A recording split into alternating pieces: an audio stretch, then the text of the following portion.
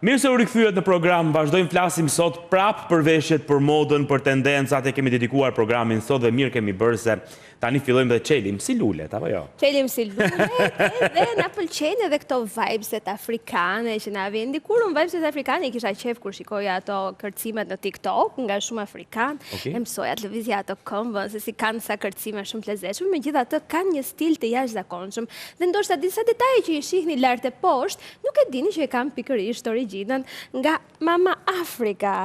Kështu edhe konsiderohet ndonjëherë. Jemi shumë të lumtur që kemi një blogere që është stili Dora vet, Senajda, mirë se erdhe e dashur. Mirë se erdhe. Shumë kënaqësi të të kemi këtu. Komplimente për lukun. Faleminderit.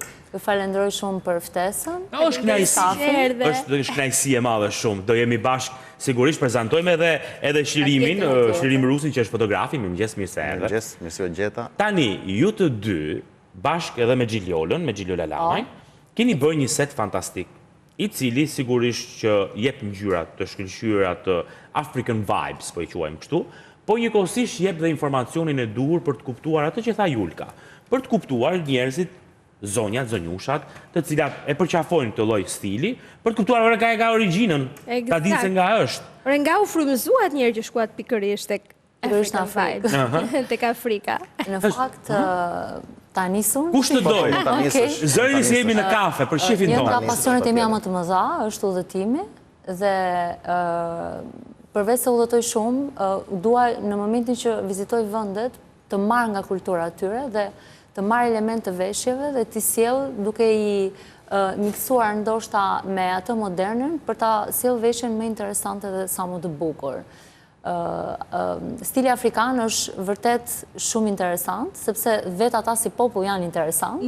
Janë njerëz që lumturohen me pak, ndryshe nga ne që ndoshta impresionohemi nga jeta luksit, materja, ata lumturohen me aq sa kanë dhe janë gjithkohës të qeshur, asociuar ndoshta edhe me klimën, sepse është gjithkohës ngrohtë edhe stina verës. Kjo i bën ata ndoshta të sjellin edhe stilin e tyre shumë ngjyrësh, sepse e shikojnë botën me plot ngjyra. Kur ti e shikon, kjo lidhet edhe me karakterin, mendoj, që kur ti je gjithkohës në harmoni me vendin, me kulturën, ti sigurisht sjell edhe veshjet plot ngjyra dhe ashtu siç e shikon ti botën, sjell edhe veshjet. Pa dashur të mundohen për të përshtatur ngjyrat me njëra tjetrën, ata i miksojnë. Po, janë shumë lidhje ndonjëherë me njëra tjetrën. Vjen shumë bukur, po, nuk kanë lidhje. Nuk është se për shembull të përdorin, po marr një shembull blun me lelan ose portokallin me jeshilën apo të verdhën me jeshilën, që koordinojnë shumë bukur me njëra tjetrën, ata thjesht i miksojnë edhe dalin dhe thjesht energjia e tyre pozitive dhe e mirë që kanë, e sjellin shumë bukur dhe stilin e veshjes. Shirim, sigurisht që fotot, seti dhe gjithçka është bërë në Shqipëri dhe ka qenë e vështirë për fotografin në këtë rast të sjell të frymën afrikane që mbase vajzat e kanë sjell me veshjet, por vendosur në një terren shqiptar, që edhe s'ka shumë lidhje me terrenin afrikan. Jo, unë i pash sa foto që i kishin bërë lidhjen shumë. Po se ka hequr picë për gjetur vendet ai se e di unë atë punë. E vërteta në fakt ishte se sa po mu prezantuar si ide, ishte shumë e thjesht gjetja e vendit. Ashtu? Sepse u frymëzova me njëherë nga ideja dhe ideja ishte që të gjenim një terren që të ngjasonte me ngjyrat e terrenit afrikan. Sahara, gjë kështu. Ngjyrat e tokës, më shumë se sa Sahara është, të themi, një terren që duket pak i thatë, pavarësisht se aty ka dhe gjelbrim, por ngjyra e kuqe e tokës ishte ajo që e identifikon, domethënë, edhe mbizotron. Edhe i gjithë qëllimi ishte ngjyra e terrenit, domethënë. Kjo që zgjodhëm location aty.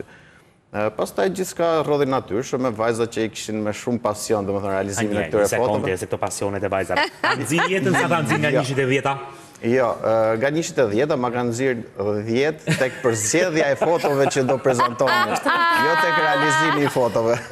Domethënë pas. Gjatë realizimit të setit çdo gjë. E marrin vesh atje se kupton çfarë do të thotë. Gjiljola është pak më detaiste dhe më precise. Gjiljola nga përputhën është kështu tani, do të thotë i ka kështu. Ja, është maksimumin e vet tani për momentin edhe kërkon shumë, domethënë, është ideja që dali sa më perfekte gjëja, por që çdo gjë rrodhi natyrshëm. Shiko, fotot janë të prekura në kuptimin ka përpunime retouchime apo janë goxha bruto? Tani qik ka përshtypjen preken pak. Normalisht që editohen. Edhe unë vetë si fotograf, do me thonë, nuk do preferoja që të dërzdoj një foto të pa edituar.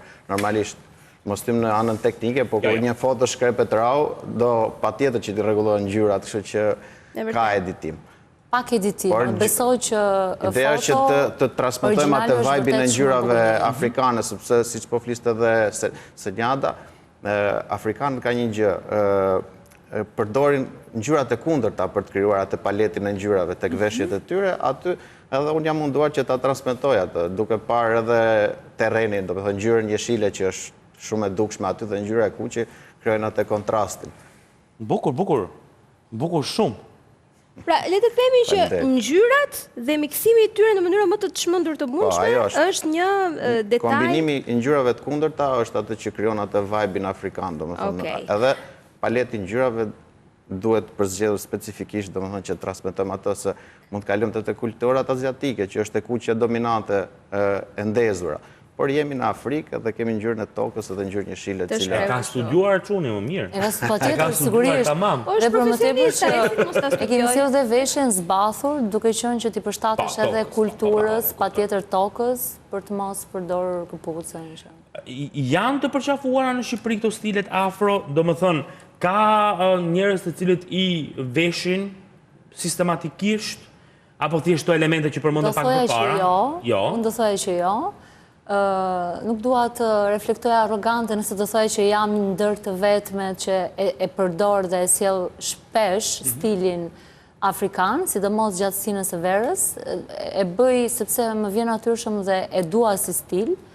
I dua kulturat e varfra dhe dëshiroj dhe loboj fort që ti vizitoj këto kultura, sepse më duket sikur bëhem njësh me ta dhe kuptoj një tjetër realitet që ky luksi apo materia që ne po shfaqim dhe po shesim kaq fort, nuk e shikon atje dhe ti ndihesh shumë herë më mirë, mbushesh shpirtërisht. Edhe version ato që ata në vende të varfra, kjo do thotë që ne që jemi të fokusuar tek materia, e kemi lënë më një anën emocionale, ndjesit, humanizmin, solidaritetin, ndërkohë që ata janë njerëz shumë solar, janë njerëz shumë janë pasionant në atë që bëjnë, janë artistë, sepse ata sigurisht që veshjet që sjellin edhe janë punim artizanal. Ata i bëjnë, janë punim me dorë. Po ti ke vizituar vendet në Afrikë? Kam vizituar sigurisht, kam qenë në Afrikën e Veriut, që është Maroku.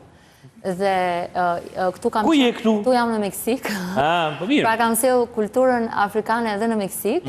Kam sjell dhe veshje sigurisht të vendit, se një gjë që më identifikon mua, mendoj nga influencerët e tjerë në Instagram, sepse unë aksesoj Instagramin, është që unë vesh kulturat. Ndryshe nga për shembull influencerët e tjerë që vizitojnë vendet, nuk mund të shkosh me veshje oversize në Marok, ose të zhvishesh në Marok. Shko zhvishu në Tajland, sepse është vendi, është kultura kur ti mund ta bësh.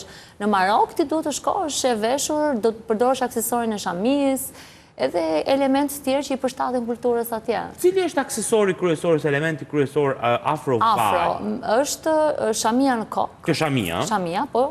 Është aksesor shumë i rëndësishëm dhe që e sjell veshjen akoma dhe më stil, se sigurisht që veshje shumë ngjyrëse, shumë ngjyrëshe, ti mund t'i gjesh lehtë, ti evidentosh lehtë edhe në kontinentin tonë. Por atje sigurisht që elementi kryesor që e sjell dhe stil veshjen dhe që identifikon, mendoj unë, kulturën e tyre, është një karakteristikë shamia, po. Okej, shamia.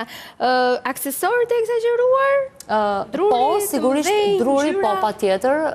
Unë drurin e përdor shumë shpesh kur vesh linon, sepse linoja shkon shumë me drurin. Sigurisht druri pastaj ka ngjyra të ndryshme dhe jeti ajo që e vendos dhe si optika jote shikon dhe çfarë i përshtatet më së miri, po unë mendoj që tek kjo veshje që kam realizuar këtu, linoja është ngjyrë pana dhe sigurisht që aksesori druri shkon po në ngjyrën e drurit.